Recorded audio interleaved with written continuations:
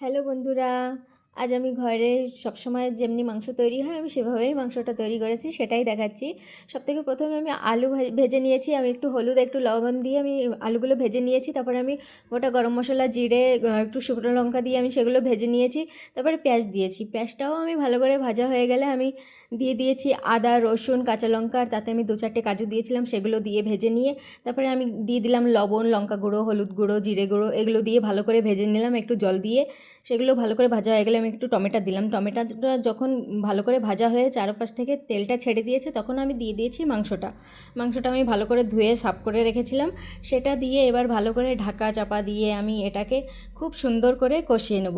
মাংসটা কষিয়ে নেওয়ার পরে যখন এটা থেকে জল ছেড়ে জল শুকিয়ে দেবে তখন আমি সবজিতে জলটুক লাগে সেটুকু দেবো। তো এটা আমার ভালো করে প্রায় কষানো হয়ে গেছে। এবার আমি ঘরে তৈরি করা একটু বাটার, একটু আলু ছিল, আলু যেগুলো ভেজে রেখেছিলাম সেগুলো দিয়ে আমি এগুলো ভালো করে কষিয়ে নিয়েছি। এবার আমি পরিমাণ মতো জলটা দিয়ে দিলাম। এটাও আমি ঢেকে রান্না করে নেবো। যখন তরকারিটা আমার হয়ে যাবে তখন আমি ধনিয়া পাতা দিয়ে দিলাম। এবার আমার সবজিটা হয়ে গেছে। সবজিটা খেতে খুব দারুণ হয়েছে।